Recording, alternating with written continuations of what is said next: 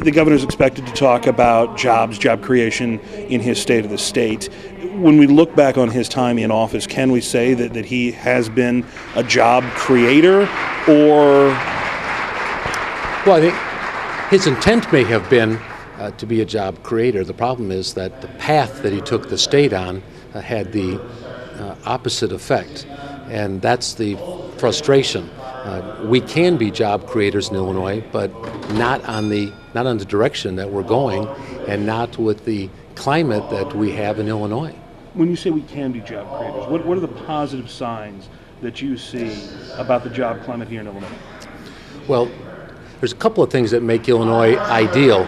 Number one is we hear over and over again from national companies that the productivity in Illinois is higher than most states. We also have an infrastructure that is better than most states in the fact that we're centrally located. We have planes, we have rail, we have good roads.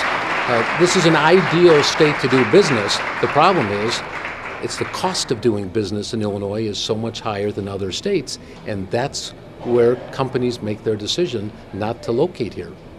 Which costs are the I was just in Indiana, they talked about right to work. I was just in Indiana, the gas was cheaper. I was just in Wisconsin, the gas was cheaper. Is it those kind of obvious costs, or are there issues that can be legislated away? Well, all of this can be fixed. It just comes down to the cost of making a widget.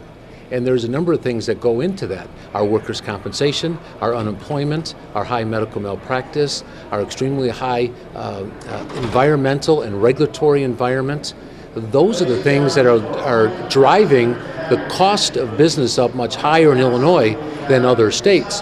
Those are all things that can be fixed quickly. I mean, I'm talking about that could be fixed in a matter of weeks if the state was serious about wanting to make Illinois the best place to do business in. How many jobs are you being told could be created in Rockford by this time next year, if the governor were to put pen to paper on the gambling bill at this point?